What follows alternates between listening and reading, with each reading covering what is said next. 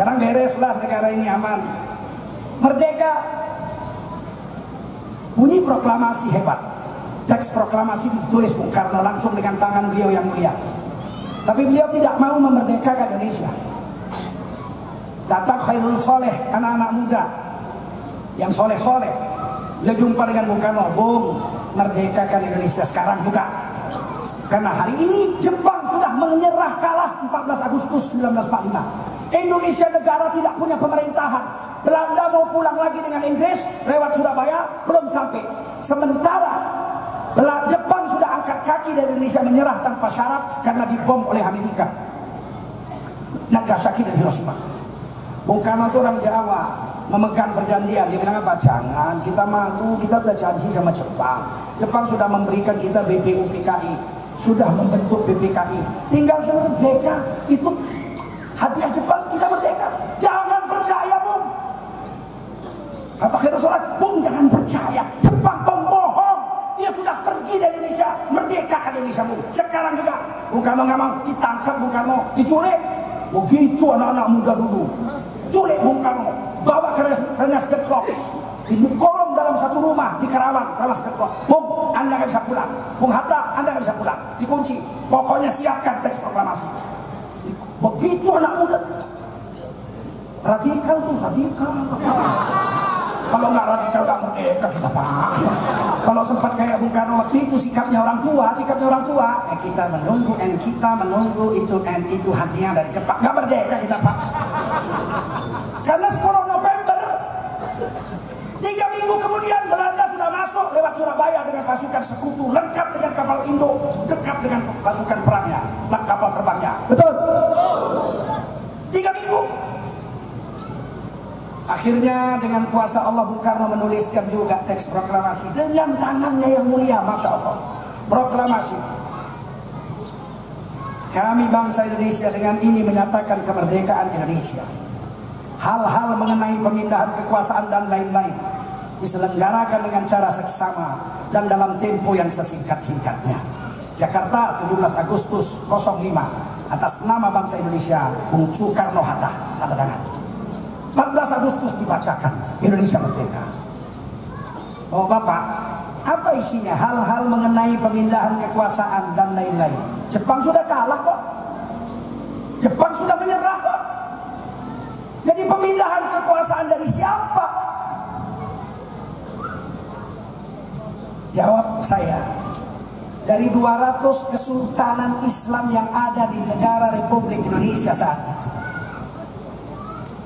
Seluruh kesultanan diminta untuk menyerahkan kekuasaan kepada Bung Karno dan Hatta. Jepang memang udah lari, udah melarikan diri. Bahasa Acehnya kabur, udah melarikan diri. Kalau bahasa Medannya cabut, belum. Belum. Nggak ada. Itu pemindahan kekuasaan itu adalah dari sultan-sultan Islam yang ada di negeri Nusantara, 200 kesultanan dari Banda Aceh sampai ke Raja Ampat Papua. Raja Ampat Papua itu Islam. Di sini Tuanku Mahmud, Tengku Mahmud. Ini Sultan Aceh. Sampai Kuala Simpang ada 3 kesultanan. Nenek perempuan saya dari sana. Satu Banuaraja, yang kedua Sungai Yu, yang ketiga Seruai. Bupati Aceh Tamiang sekarang Seruai. Istana Seruai sudah direhab, sudah cantik. Banuaraja dari dulu tetap bagus istananya, tidak pernah rusak. Satu lagi Sungai Yu. Kemarin 3 minggu yang lalu saya bicara karena saya ceramah di sana. Dia bilang nggak ada istana Sungai Yu. Ada.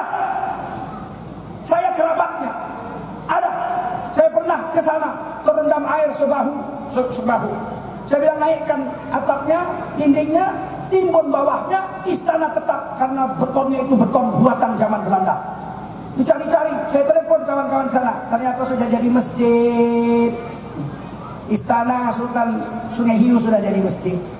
Saya itu keturunan Aceh dari pihak nenek perempuan saya.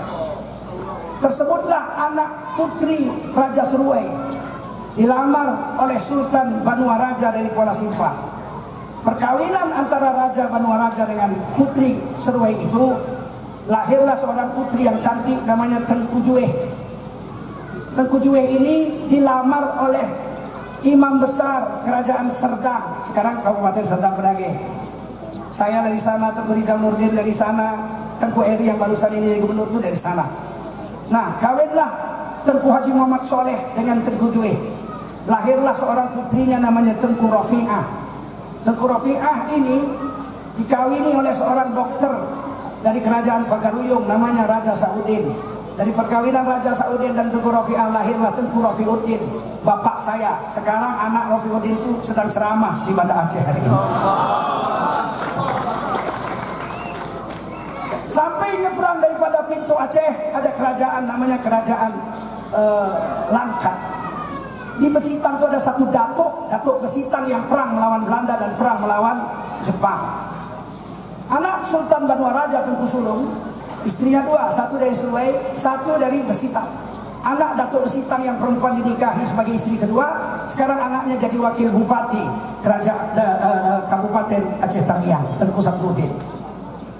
Kemudian di Medan ada Sultan Delhi, di Langkat ada Kesultanan Langkat. Di Langkat ini ada satu pahlawan nasional, paman saya Tengku Amir Hamzah, sebab adik bapak saya paling kecil kawin dengan anak Sultan Langkat. Tengku Amir Hamzah bukan pemberontak, bukan feodal seperti fitnah PKI. Beliaulah orang pertama yang menggerek bendera merah putih di depan istananya. Beliau adalah Pangeran Langkat Hulu, Tengku Amir Hamzah. Beliau kawin dengan anak Sultan Langkat, Tengku Kamaliyah. Beliau menantu Sultan Langkat dan beliau pangeran.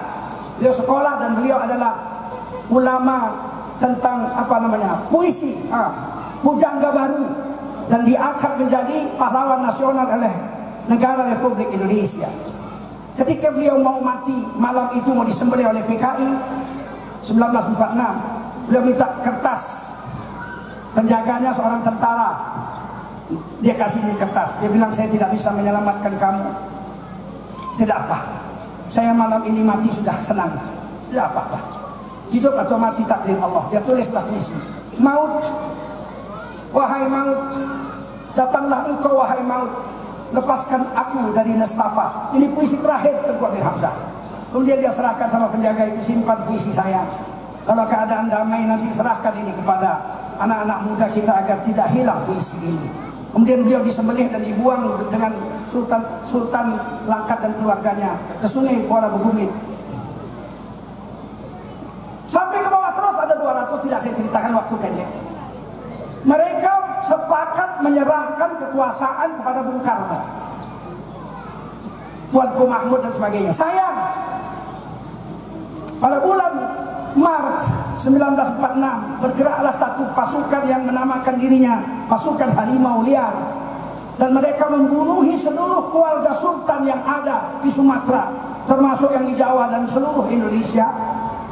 Sultan Tanjung Balai, kakek saya, itu dibunuh satu keluarganya, satu kubur ada 45 kubur, 45 orang.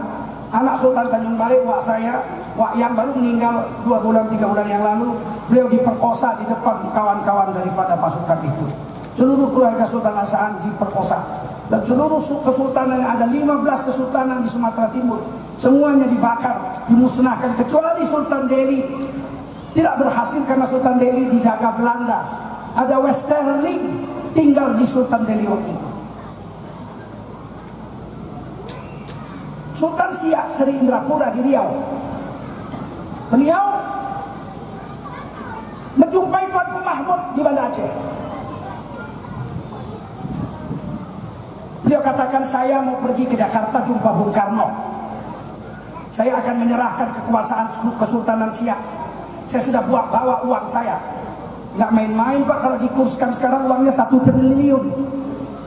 Sultan Siak Sriapura bawa uang 1 triliun dengan kursi singgasananya yang dilapis emas, dengan mahkota emasnya dia bawa. Jumpa Sultan Mahmud, dia bilang, mari Sultan, kita menghadap Bung Karno. Kata Sultan Mahmud, siap, siap. Sultan Syarif Qasim bawa istrinya Tengku Syarifah. Sultan Mahmud berangkat ke sana membawa overstay Tengku Ali Hasmi, Letnan Kolonel Tengku Ali Hasmi. Beliau yang mengawal dengan pasukannya Tanah Rencong. Wali kota Aceh Besar Zaini Bakri 32 tahun jadi wali kota, mengawali Sultan Mahmud dengan Sultan Siak berangkat ke istana, menginap sebentar di Hotel Debor. Perjalanan jalan lewat kereta api. Dulu ada kereta api Pak dari Banda Aceh sampai Kota Pinang sana, Rantau Prapat ada kereta api. Setelah merdeka kereta api Aceh hilang. Mesti dibuat lagi tuh Pak, segera tuh. Desak pemerintah pusat. Kalau yang ini nggak mau ganti presiden, kita bikin lagi yang baru.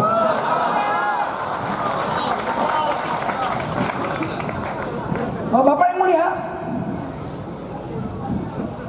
saya panitia seminar sejarah kepahlawanan bangsa Indonesia di Riau 1988 tanggal 30 dan 31 Maret. Ketua umumnya Bapak Dr. Yuni Safrin Yahya. Beliau adalah kepala asisten Kejaksaan Negeri Medan waktu itu. Saya dosen di USU, dosen muda. Kita buat di Medan karena di Riau tidak ada fakultas jurusan sejarah. Jurusan sejarahnya 3, UGM, UI, USU. Kita bikin di USU. Yang membantu kita adalah Tengku Yaakob, seorang pakar sejarah dari Aceh yang menjadi dosen di UGM. Kita buat seminar itu di Hotel Kolonial. Menghasilkan satu pahlawan yaitu Tuanku Tambusai, 27 tahun perang melawan Belanda sebagai pasukan Padri. Ada tuh 9 itu. Panglima Padri, Tuanku Imam Bonjol, Tuanku Nangrenceh, Tuanku Rao, salah satunya di Riau adalah Tuanku Tambusai. Beliau langsung jadi pahlawan, tapi Sultan Syarif Qasim tidak. Ada beberapa kekurangan, dokumen ada kurang daripada seminar itu.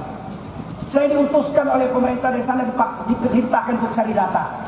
Saya ingat data yang paling pas, yang paling lengkap itu ada pada Profesor Dr. Ali Hashmi. Beliau ini pernah jadi gubernur Aceh tahun 1963. Dan beliaulah yang membentuk tim untuk mencari makam pahlawan nasional nenek kita Cut Nyahdin. Ketemu di siapa sana? Di Sumedang.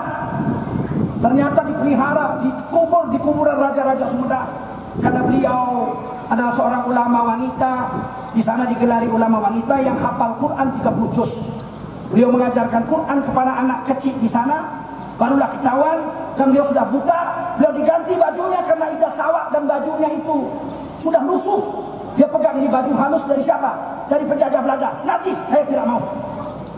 Tahun 1909 beliau tetap bertahan dengan baju yang dibawa dari Aceh.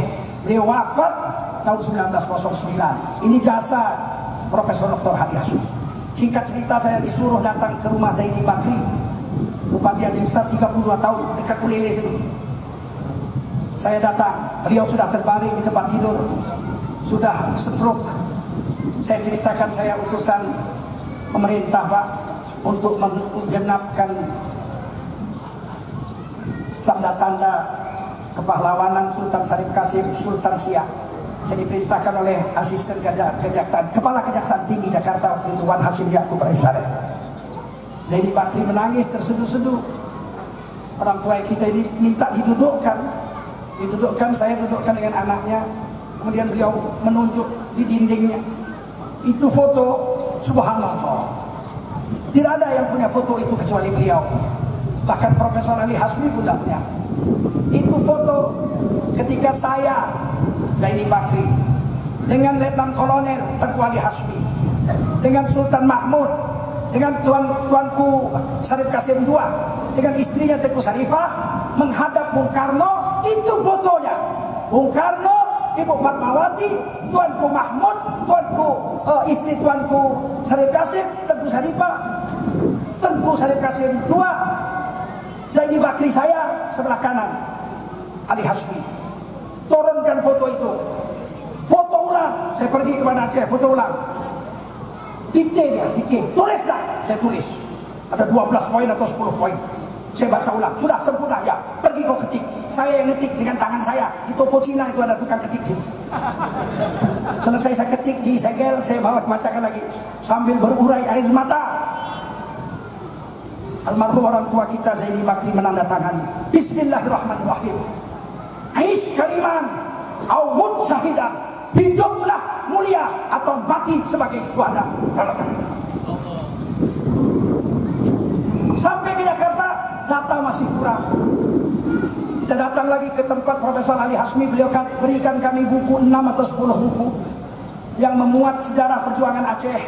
Masuk di situ ada sejarah perjuangan Sultan Syarif Qasim II. Dari profesor ini kita minta suratnya, bukunya kita bawa, kirim ke Dinas Pedangka Jakarta, keluarlah SK Presiden Soeharto bahwasannya Sultan Syarif Qasim II adalah pahlawan nasional Indonesia dari negeri Riau. Semoga Bapak Zaini Bakri, Bapak Profesor Dr. Ali Hashmi, dan seluruh yang membantu menjadikan beliau-beliau ini menjadi pahlawan nasional, diampuni dosanya dan dimuliakan oleh Allah Subhanahu wa taala. Amin. Baik Bapak-bapak,